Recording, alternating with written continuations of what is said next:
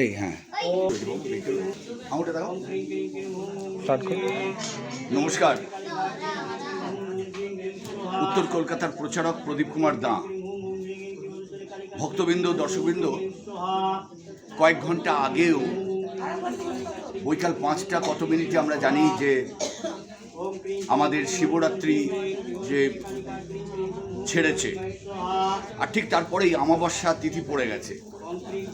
এই অমাবস্যা তিথিতে প্রতি মাসের অমাবস্যায় এই যে বিকেপাল অঞ্চল, সুতানুটি, হাটখোলা, শোভাবাজার অঞ্চল, আর এই শোভাবাজার অঞ্চলের মধ্যে বিকেপাল মোড় থেকে একটু এগিয়ে এলেই একটা গলি পড়বে, অর্থাৎ স্টেট ব্যাংকের গলি, ভারতীয় স্টেট ব্যাংকের গলির ভেতর দিয়ে তারক চ্যাটার্জি লেন।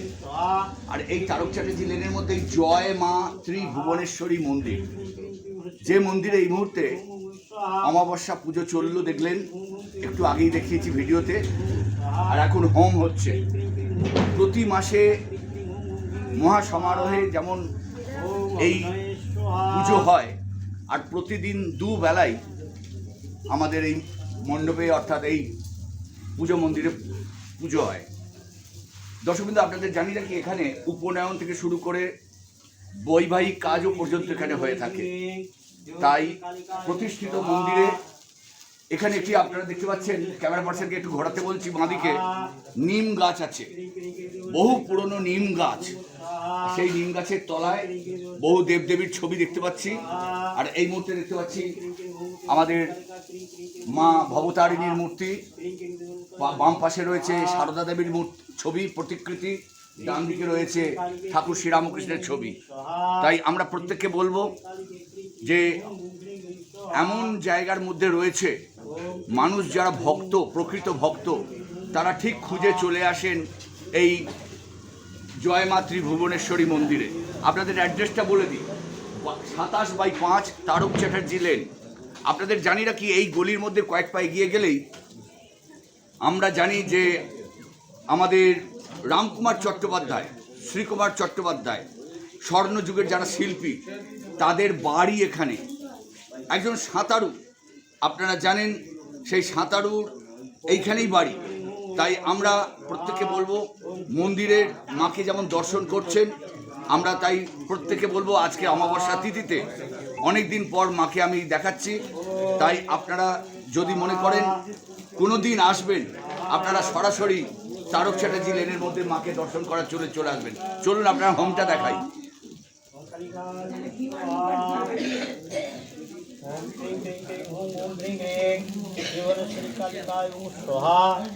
क्रीं क्रीं क्रीं ओम क्रीं क्रीं त्रिभुवनेश्वरी कालिकाय ओम स्वाहा। ओम अग्नये स्वाहा। ओम भूः स्वाहा। गुरवे स्वाहा। ओम स्वाहा। ओम नारायण। ओम नारायण।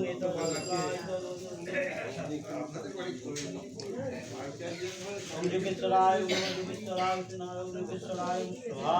ओम जोगेश्वराय स्वाहा। ओम जोगेश्वराय स्वाहा। ओम जोगेश्वर स्वाहा। ओम जोगेश्वराय स्वाहा।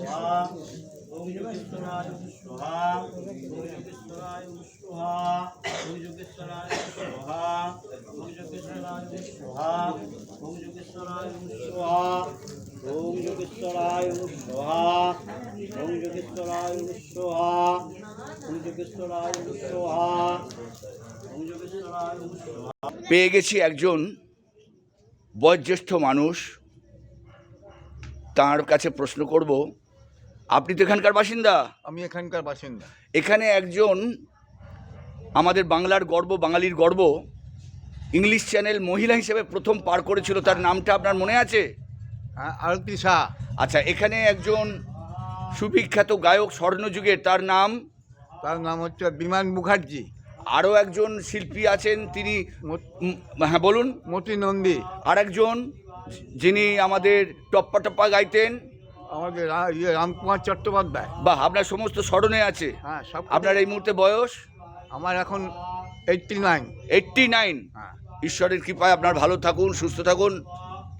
সবচেয়ে বড় কথা, আপনারা জানেন যে ফুটবল জগতের কিংবদন্তি, যিনি খালি পায়ে ফুটবল খেলতেন, তার বাড়ি যে বাড়িটায় ছিল সেই বাড়িরই একজন মানুষ, তার নামটা বলুন।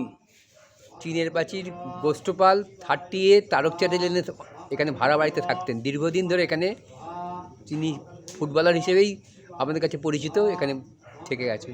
শোনা যায় তিনি খালি পায়ে ফুটবল খেলতেন। হ্যাঁ হ্যাঁ। আচ্ছা, এবং গোষ্ঠপাল কোন স্কুলের ছাত্র ছিল বলতে পারবেন? এই তো সামনে সারদাচরণ, অর্থাৎ সারদাচরণ এরিয়ান ইনস্টিটিউশন, বিকেপাল মোড়ে। সারদাচরণে অনেক বিখ্যাত লোকই পড়তেন। আর আপনি তাহলে এখানকার বহুদিনের বাসিন্দা? আমি এখানে বেশি দিন না, তবে আমি সব শোনা। গুড। ঠিক এই তারক চ্যাটার্জির লেন দিয়ে বেরিয়ে যদি আমি পূর্ব দিকে যাই, তাহলে এমন একজন বিখ্যাত কবিরাজ, তিনি ছিলেন খুব নামজাদা কবিরাজ, তার নামে অবিনাশ কবিরাজ স্ট্রিট। তারই পরিবার বলবো না, এই অঞ্চলের মানুষ তিনি। আপনি জানেন এই কথাটা? অবশ্যই জানি। বলুন। এখানেই থাকতেন মানে প্রখ্যাত কবিরাজ অরুণ, এই অবিনাশ কবিরাজ। তারও পরিবারের কেউ ছিল হৃদয় কবিরাজ, তারই উত্তরসূরি ডক্টর অরুণ গুপ্ত, এরা সবই কবিরাজ। গুড। তারাও এইখানকার বাসিন্দা। আপনি এখানকার কতদিনের বাসিন্দা? আমার যত বছর বয়স, 56 বছর। 56 বছর বাসিন্দা, মানে শোনা আপনার সব? হ্যাঁ, অবশ্যই তো শোনা। না, ডক্টর অরুণ গুপ্তকে একবারে দেখেছি খুবই কাছ থেকে, আর তাকে আমি পিসেমশাই বলেই সম্বোধন করতাম। আচ্ছা। আর ওনার স্ত্রী আরতি শাহ, ওনাকে আমি পিসিমা বলেই, নিজের পিসি বলেই জানতাম আর কি। এরকমই স্নেহ করতেন আমাকে। ওম নমঃ সরস্বতী স্বাহা সরস্বতী স্বাহা। আপনার নাম?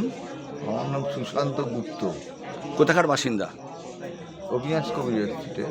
আপনাদের এখানে একটি পঞ্জিকার খুব নাম ডাকি, মানে পঞ্জিকা, তাদের নাকি এখানে বাড়ি ছিল, আপনাদের মুখ থেকেই শোনা।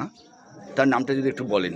অক্ষয়ের লাইব্রেরি ওনাদের, আর বেনি মাধব শীল হচ্ছে পঞ্জিকা ওনাদেরই। হ্যাঁ, ওদের গীতা, ওদের রামায়ণ, ওদের প্রচুর পুস্তিকা বেরোয়। এই মুহূর্তে আপনার বয়স? বাড়ি এই মুহূর্তে আপনার বয়স কত? আমার 74 বছর। 74। হ্যাঁ।